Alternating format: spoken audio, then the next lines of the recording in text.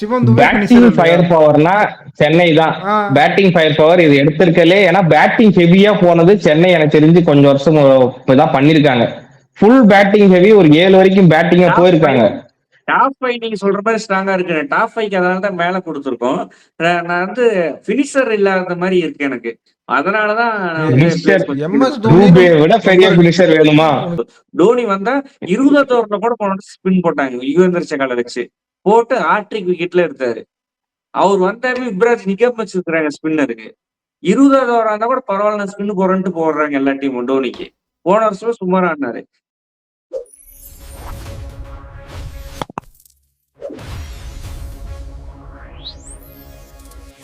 IPL திருவிழா இந்தியால ஆரம்பிச்சாச்சு. இது வரைக்கும் எல்லாம் வீடியோ பார்த்துருப்பீங்க, சப்போர்ட்டும் பண்ணிருப்பீங்க. எல்லாத்துக்கும் அதுக்கு நன்றி. இந்த வீடியோல என்ன பார்க்க போறோம்னா, ஒரு டீமுக்கு ஆரம்பம் எப்படி தேவையோ அதே மாதிரி முடிச்சு கொடுக்கணும். அதான் டெத் ஓவர்ஸ்ல சூப்பரா பண்ணிட்டு இருக்க பினிஷர்ஸ் பத்தி தான் இந்த இதுல பார்க்க போறோம். சப்ஸ்கிரைப் பண்ணி சப்போர்ட் பண்ணுங்க. புதுசா நம்ம சேனல்ல ஜாயின்னு சொல்லிட்டு ஒரு பட்டன் வந்திருக்கும். அதையுமே உங்களுக்கு விருப்பம் இருந்தா ஜாயின் பண்ணி எங்க மெம்பரா ஜாயின் பண்ணிக்கோங்க. சரி, வீடியோ ஸ்டார்ட் பண்ணுவோம். சரி, ரேட்டிங் தான். இதுவுமே நம்ம டாப் 10 பேட்டிங், அதுக்கப்புறம் பவுலிங் எல்லாமே பார்த்துருப்போம். இதுவுமே பினிஷர்ஸோட ரேட்டிங் தான் இந்த வீடியோல பார்க்க போறோம். என்ன ரேட்டிங் தினேஷ் சொல்லுவாரு, நாம அவருக்கு எதிர்கருத்தா நேர்மறை கருத்தான்னு முடிவு பண்ணிக்கலாம். மறுபடியும் சொல்றேன், இந்த கவுண்ட் டவுன்ல வந்து இது என்னோட ரேட்டிங். போன வருஷம் இந்த டீம் எப்படி அந்த டீமுக்கு இருக்கிற பினிஷர்ஸ் பெர்ஃபார்ம் பண்ணாங்க பொறுத்தும் கரண்ட்ல கொஞ்சமா, அதாவது ஒரு 10% அந்த ஃபார்ம் எடுத்துக்கிட்டு நம்ம இந்த ரேட்டிங் போட்டிருக்கோம். தயவு செஞ்சு இந்த ரேட்டிங்ல இருந்து ஏதாவது குறைபாடு இருந்துச்சுன்னா கமெண்ட்ல போடுங்க. கெட்டவர்கள் இருந்தாலும் திட்டுங்க, எனக்கு கவலை கிடையாது. இப்ப 10th பிளேஸ் சொன்ன 2 பேரும் ஊன்றுவீங்க. Lucknow super Jains. என்ன நினைக்கிறீங்க? லக்னோ எனக்கு தெரிஞ்சு ஆயுஷ் பதோனி, ஷபாஸ் அகமது. ஏன்னா ஷபாஸ் அகமது வந்து கொஞ்சம் போன வருஷம் நல்லா பண்ணிருக்காரு. அதனால எனக்கு 10th பிளேஸ். போன வருஷம் நல்லா பண்ணார் சன்ரைஸ். போன வருஷம் சரி. இப்போ ஏன்னா இந்தியன் பேஸ்டா இருக்கு. எப்பயுமே ஒரு பினிஷர்னா கொஞ்சம் நல்ல டீம் பாத்தீங்கன்னா கொஞ்சம் ஃபாரின் பேஸ்டு கலந்து மிக்சடா இருக்கும். இது ஃபுல்லா பியூர்லி இந்தியன், அதுவும் அன்கேப்டு. நீங்க பாத்துக்கணும், முக்கியமா அன்கேப்டு இந்தியன்ஸா இருக்காங்க. பெருசா இன்டர்நேஷனல் டெபு ஆகாதவங்க, பெருசா ஆடாதவங்க தான் இருக்காங்க. எனக்கு இது ஓகேன்னு தான் தோணுது. இருந்தாலும் எப்படி பெர்ஃபார்ம் பண்றாங்கன்னு பார்த்துட்டு போஸ்ட் ஐபிஎல்ல நம்ம இதுக்கு ரேட்டிங் கரெக்டா தப்பான்னு பார்த்தலாம். இல்ல, இந்த டீம் வந்து டாப் 4 பயங்கர டஃப். மேலே உனக்கு ஃபாரினர்லாம் முடிஞ்சிடுறாங்க. அதனால தான் உனக்கு ஃபினிஷர்ல இந்தியன் பிளேயர்ஸ் தான் இருக்காங்க. அதனால 10th பிளேஸ் ஒத்துக்கிறேன் நான். எக்ஸ்பீரியன்ஸ் வைஸ் போன வருஷம் டேவிட் மில்லர் இருந்துமே இந்த டீம் பினிஷிங் ஒழுங்கா பண்ணல. அப்துல் சமாத் ஒரு 2-3 ஆட்டம் நல்லா பண்ணாரு. ஆயுஷ் பதனி வந்து பயங்கர ஹிட்டர் கிடையாது. 16ல இருந்து 20 ஓவர்ல இருக்கிற ஹிட்டர் தான் நமக்கு தேவை. அப்துல் சபாத் எல்லா மேட்ச் அடிப்பாரு. ஒரு மேட்ச் 2 மேட்ச் பண்ணுவாரு. அதுக்கப்புறம் பாத்தீங்கன்னா ஷபாஸ் அகமது இது மாதிரி வந்துடுறாங்க. டெப்தே இல்லாதனாலதான் 10th பிளேஸ் கொடுத்தோம். என்னோட 10th பிளேஸ் 2 பேரும் ஒத்துக்கிறாங்க. அடுத்த பிளேஸ் சொன்னா கண்டிப்பா ஷாக்கிங் ஆவாங்க.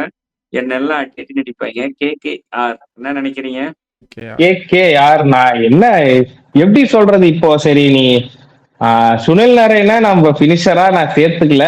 டாப் ஆர்டர்ல ஆடுறதுக்கு வாய்ப்பு இருக்கிறதுனால இப்போ ரிங்கு சிங் இருக்காரு. எப்படி 9th பிளேஸ்? எனக்கு கொஞ்சம் இதா இருக்கு. கடைசி 2 வருஷமும் ரொம்ப ரொம்ப ரொம்ப சுமாரா இருக்கிறாரு. கரெக்ட் தான்.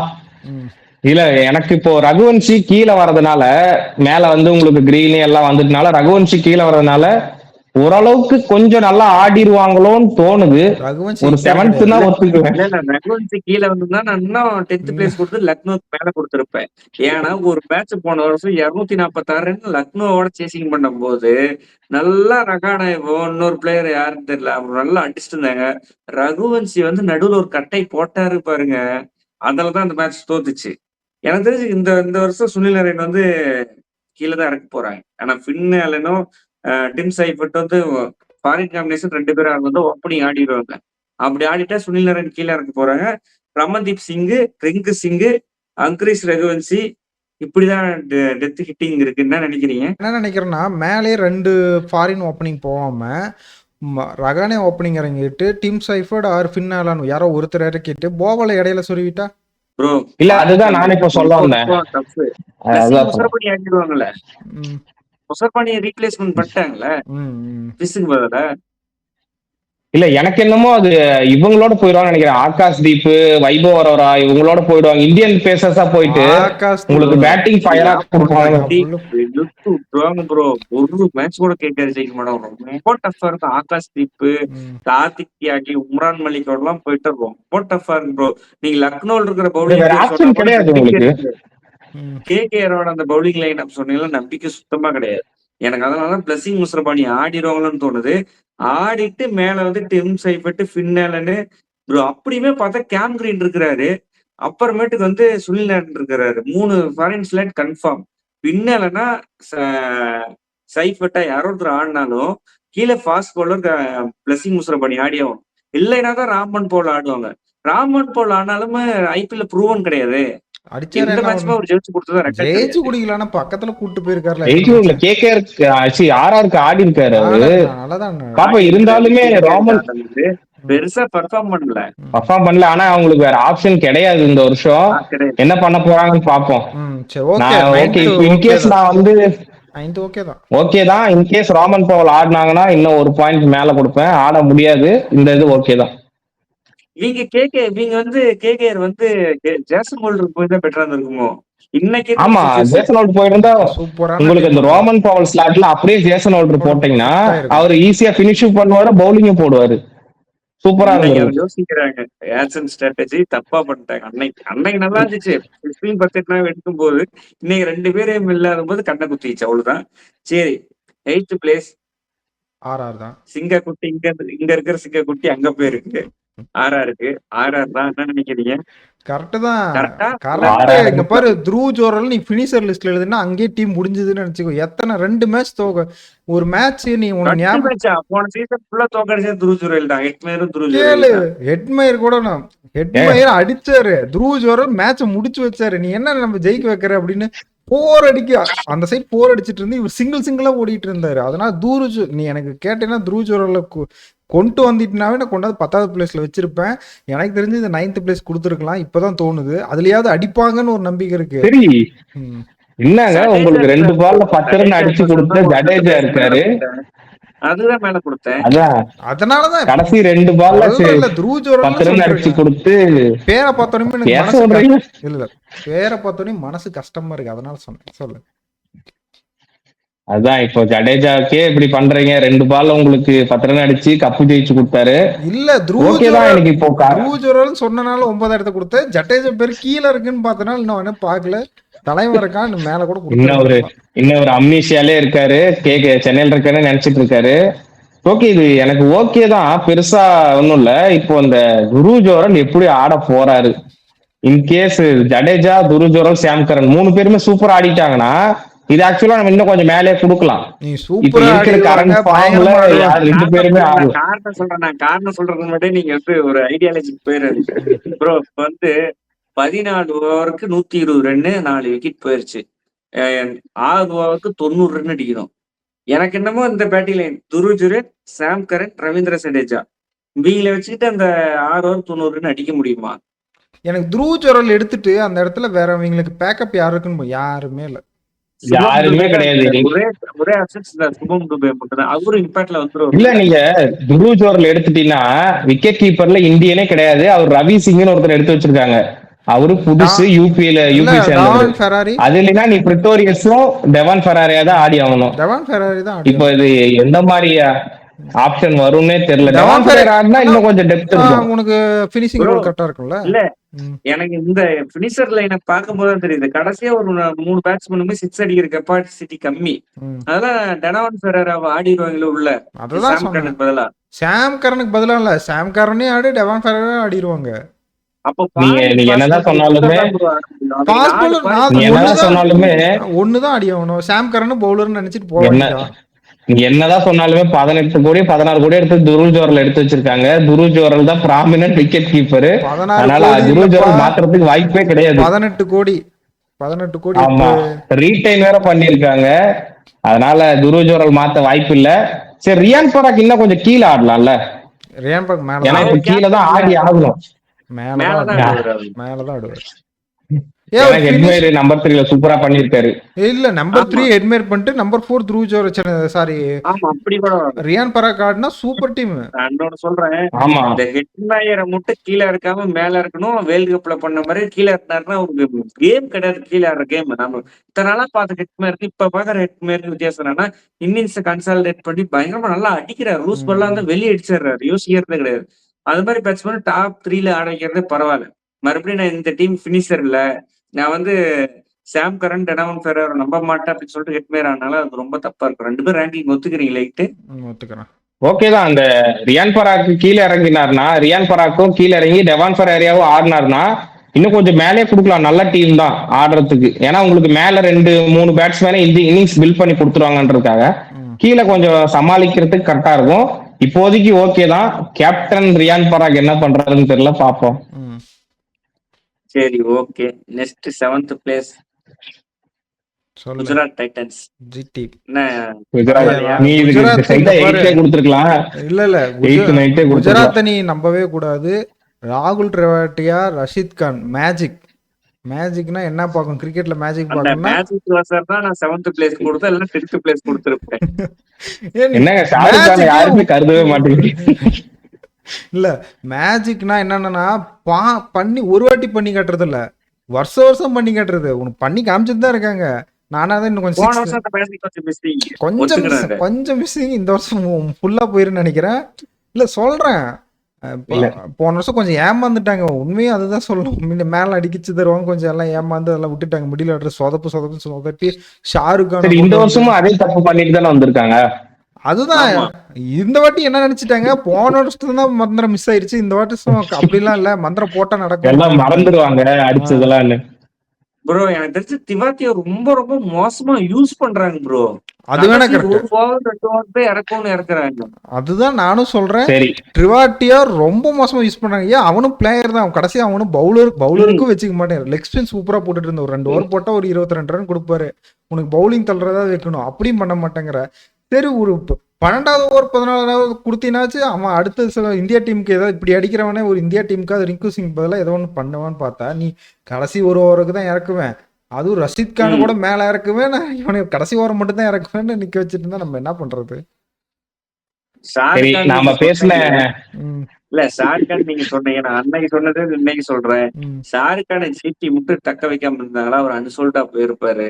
அவர் அதனாலதான் நான் லிஸ்ட்லயே சேர்த்துல அவருக்குலாம் தங்க போட்ட மாதிரி ஆப்பர்ச்சுனிட்டி பஞ்சாப்லயும் கொடுத்தாங்க, ஜிடிலயும் கொடுத்தாங்க, பயன்படுத்திக்கவே இல்லை.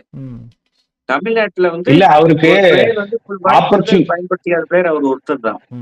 இல்ல ஆப்பர்ச்சுனிட்டினா சும்மா கிடையாது. நீங்க அந்த மேட்ச் ஜெயிச்சு ஹீரோ ஆகிற மூமெண்ட் வந்து ஒரு 4-5 மேட்ச் கிடைச்சது ஷாருக் கானுக்கு. அவரு போன சீசன் அது போன எல்லாமே மிஸ் பண்ணிட்டாரு.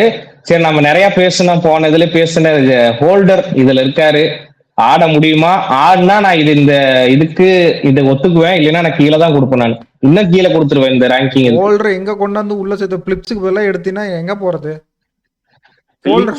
அதான் சொல்றேன், பிளிப்ஸ் ஆடியா ஏன்னா ஃபார்ம்ல இருக்காரு. பிளிப்ஸ் நீ பேட்டிங்ல 20 ரன் அடிக்கனாலும் ஃபீல்டிங்ல 20 ரன் உனக்கு சேவ் பண்ணி கொடுத்துருவாரு. அதனால கண்டிப்பா ப்ரோ 2 ஓவர் போட்டு கொடுத்துருவாரு ப்ரோ, அது கவலையே கிடையாது. கை வச்சா வந்து ரபாடா மேலதான் ப்ரோ கை. ப்ரோ நக்ராவை நம்பவே முடியாது. நம்ம மேல டாப் ஆடுறதுக்கு 3 பேர் பேட்ஸ்மேன் வச்சுட்டு 7 பேரையும் பவுலராக ஆடுறன்னு போனோட வாய்ப்பு இருக்கு. இல்ல வாய்ப்பு இருக்கு. ஏன்னா நீங்க ரபாடா இன்கேஸ் ரபாடா பர்ஃபார்ம் பண்ணலன்னா அசோக் குமார்னு இன்னொரு நல்ல பவுலர் இருக்காங்க, வேற யாரும் பெருசா இல்ல. ஒரு 3 இந்தியனா பேசரா போயிட்டு ஹோல்டர் ஆடலாம், ஒரு ஃபாரின் ஆப்ஷனா, அப்படி கூட ஒரு ஆப்ஷன் இருக்கு. அது பண்ணுவாங்களான்னு தெரியல, பாப்போம். அடுத்த ரேட்டிங் போயிடலாம். நான் ஒத்துக்கிறேன், இன்னும் கொஞ்சம் கீழே கூட கொடுத்துருவேன். நான் மேல தருவேன். இன்னொரு ஆப்ஷன் கூட சொல்றேன், நீ ஹோல்டரே ஆட வேணாம், ரபாடே ஆட வேணாம், டாம் பேண்டன் ஆடிடுறேன், டாப் 4 டாப் 5 வரலாம் நான் ஸ்ட்ராங் பண்ணிடுறேன். டீம் கொண்டு போய் குப்பையில தள்ளி டெஸ்ட் மேட்ச் ஆட பார்க்கணுமா, உனக்கு எப்படி ஆடணும்னு கத்து தருவானுங்க. சரி ஓகே. 6th பிளேஸ் சொன்னா என்ன எல்லாரும் அடிப்பாங்க, சண்டை போடுவாங்க, என்ன கொலை பண்ற கொலை மிரட்டல்லாம் வரும். அப்படி ஒரு டீமை கை வச்சிருக்கேன். ஐயோ கடவுளே, எனக்கு வேற பயமா இருக்கு, பேர் சொல்றதுக்கே பயமா இருக்கு, என்ன சொல்றதுன்னு தெரியல. Chennai super Kings 5th place பங்கு போடு. என்ன உனக்கு இதுக்கு மேல என்ன பினிஷர் வேணும் சொல்லு?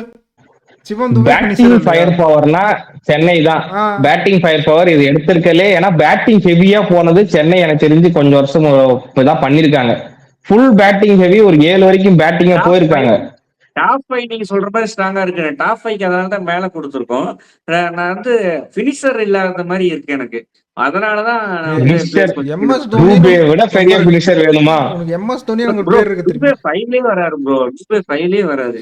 5ல வரவன் இப்ப தானே அதுதான் நம்ம சொன்னோம்ல, டேவிட் எங்க எழுதி நான் ஒரு வச்சாரு பிரச்சனையா முன்னாடி? சொன்னோம்ல. ஆயுஷ் பதோனி தானே எழுதி வச்சிருக்கேன். 5ல தான் வராரு. அதனாலதான் கீழே கொடுத்துருக்கேன் ஆயுஷ் பதோனிய. நான் மேல ஒண்ணும் கொடுக்கலையே. ஏன் உனக்கு என்ன ஆயுஷ் ப்ரோ பதோனி சிவம் துபே கார்த்திக் சர்மா பிரசாந்த் வீரு இப்ப ஜெம்மி வார்டன் வச்சுட்டு நம்ம மேல எதிர்பார்க்கறது ரொம்ப ஓவர் ப்ரோ. ஜிம்மி ஓட்டம்லாம் ஆட மாட்டாங்க. ஓட்டம் தான் ஆடுவாங்கன்ற நீங்க நம்பவே மாட்டேன். வேற யார் ஆடுவீங்க? யார் ஆடுவ? நான் தான் சொல்றேன் 2 ஓட்டம் தான் ஆடுவாங்க. MS தோனிங்கிற ஒரு பேருக்கு தான் 6th பிளேஸ். MS தோனி மட்டும் இதுல இல்லைன்னா 10th பிளேஸ் கன்ஃபார்ம் எழுதி போட்டிருப்பேன் எனக்கு. உனக்கு சிவம் துபே ப்ரூவ் பண்ணிருக்காருல உனக்கு. Bro, சிவம் இல்ல. top 5ல வராரு ப்ரோ. இங்க நம்ம ஃபினிஷரை பத்தி பேசிட்டு இருக்கிறோம். சரி விடு. கார்த்திக் சர்மா, உருவில் பட்டேல் போன சீசன் அடிச்சாரா இல்லையா? உடனே ஓப்பனிங் உருவிப்பட்ட டாப் ஆர்டர் பேட்ஸ்மேன். உடனே நான் பினிஷர் பத்தி பேசுறேன். அவங்க டாப் ஆர்டர்ல இருந்து பினிஷரா மாத்தி ஆட வைக்க போறாங்க. அப்புறம் எப்படி பெர்ஃபார்ம் பண்றோம் வர ஐபிஎல் பார்த்தா தான் தெரியும். சரி, கார்த்திக் சர்மா ரீல்ஸா பார்த்துட்டு சிஎஸ்கே வந்து யூடியூப்ல வீடியோ போறத பார்த்துட்டு நம்ம எதையும் இங்க வந்து ரேங்கிங்ல போட முடியாது. நான் ஃபாஸ்ட் ரெக்கார்டையும் நான் வந்து எனக்கு என்ன கிரிக்கெட் நான் பார்த்ததுல இருந்து என்ன தெரியுதோ அதை வச்சுதான் ரேங்கிங் போட முடியும். சிஎஸ்கே யூடியூப் ஷார்ட்ஸ் போடுவாங்க, அதை பார்த்து நான் போட முடியாது. கார்த்திக் இல்ல தினேஷ் சொல்றேன். நான் எப்படி பாக்குறேன்னா, இப்போ நம்ம ஜிடிக்கு பேசுன மாதிரி தான் இது. ஏன்னா டாப் ஆர்டர் ஃபயர் பவர் நீ ஒரு 5 வரைக்கும் பாத்தீங்கன்னா ஃபயர் பவரா இருக்கு. தோனி இன்னும் தெரியல ஆடுவாரா மாட்டாரா. அப்படியே ஆடினாலும் போன சீசன்லாம் பாத்தீங்கன்னா 8வது கடைசியா 2 ஓவர் தான் ஆடினாரு போன வருஷம் தோனி. இந்த வருஷம் பெருசா என்ன அப்டேட் எல்லாம் தெரியல, ஆனா ஆடுவாருன்னு சொல்லியிருக்காங்க. இப்போ கார்த்திக் சர்மா அன்ப்ரூவ்டுனால தினேஷ் இந்த ரேங்கிங் கொடுக்குறான். நான் எனக்கு தோணுது, ஒத்துக்கிறேன். நான் அப்படி அன்ப்ரூவ்டுனால அப்படி இருக்கிறான். டாப் 5 எனக்கு தெரிஞ்சு பெஸ்ட். மேட்ச் விளையாடாம உங்களுக்கு வந்துட்டு பேட்டை சரி பண்ணிட்டு இருப்பான். அவர் ஐபிஎல் ஆண்டது கிடையாது. பிரஷர்ல வர்றாரு. 14 கோடிக்கு எடுத்து பிரஷர்ல வர்றாரு. தோனி மாதிரி ஒரு லெகசியான இடத்த ஃபில் பண்ண வர்றாரு. அதனால ரொம்ப டஃப் ப்ரோ. டோனியே போன வருஷம் ரொம்ப ரொம்ப ரொம்ப ரொம்ப சுமாரான சீசன் தான் டோனிக்கு போன வருஷம். டோனி வந்தா 20வது ஓவர்ல கூட போன வருஷம் ஸ்பின் போட்டாங்க யுவேந்தர் சகால வச்சு போட்டு ஆட்ரிக் விக்கெட்ல எடுத்தாரு. அவர் வந்தாவே யுவராஜ் நிக்காம வச்சிருக்கிறாங்க ஸ்பின்னருக்கு. 20வது ஓவர் இருந்தா கூட பரவாயில்ல ஸ்பின் போறேன்ட்டு போடுறாங்க எல்லா டீமும் டோனிக்கு. போன வருஷம் சுமாரா ஆடினாரு.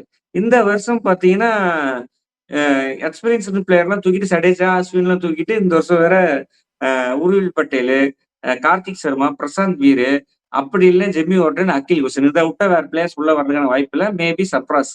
இதுதான் நமக்கு விளையாட்டுக்கான பிளேயர்ஸ் இருக்காங்கும் போது நம்ம எப்படி மேல எதிர்பார்க்க முடியும்? இதுக்கு மேல இருக்கிற டீம் நல்ல பிளேயர்ஸ் இருக்கிற டீம். சரி விட உனக்கு பர்ஃபார்மன்ஸ்லாம் காட்டுறோம். ஃபியூச்சர் இந்தியா டீமே இல்ல இது வரைக்கும் நீங்க கப் அடிக்கிற மாதிரி போச்சுனா நம்பர் 1 பிளேஸ் தரேன் நானு. இல்ல இப்போ நம்ம சொல்றது வந்து பேப்பர்ல இருக்கிறது தினேஷுக்கு தோன்ற ரேட்டிங் போட்டிருக்கான். நீ ஒத்துக்கலைன்னா நீ எத்தனை தரம் கொடுத்துப்பேன்னு சொல்லு. ஓகே அவ்வளவுதான். நான் வந்து கொஞ்சம் மேல தருவேன். இல்ல நான் வந்து ஒரு 4-5 அந்த மாதிரி கொடுத்துருவேன். ஏன்னா கொஞ்சம் ஓரளவுக்கு 5லயே பேட்டிங் உங்களுக்கு முடிஞ்சிருது. கீழே தோனின்ற ஒரு பேருக்காக கொஞ்சம் மேல கொடுத்துருக்கலாம். ஓகே அடுத்த டீம் போயிடும். இல்ல நான் என்னோட ரேட்டிங் பாத்தீங்கன்னா 4 தருவேன். இல்ல டோனி வந்து 2023 22 அந்த மாதிரி டைம்ல ஆடிந்த டோனி இருந்தது நான் இன்னும் மேல கொடுத்துருப்பேன். டோனியே போன வருஷம் ரொம்ப சுமாரா விளையாண்டாரு. நீங்க பாத்தீங்கன்னா போன வருஷம் வந்து சகாலு, யுவராஜ் நிக்கமே, டோனி வந்தா ஸ்பின்னர் கொடுத்துறாங்க. 20வது ஓவர் நிக்க வச்சிருக்காங்க ஸ்பின்னரை. அவர் தோனிக்கு வந்து அந்த ஸ்பின் வீக்னஸ் இருக்குன்னு ஒத்துக்குவோம். ஓகேவா? ஆனா தோனி வந்து எப்பயுமே ஒரு தோனி தான். போன வருஷம் இன்ஜுரினால அவர் வந்து அடிக்க முடியல அப்படின்னு சொல்லிட்டு நம்ம வச்சுக்கலாம். ஏன்னா இன்ஜுரி தான்.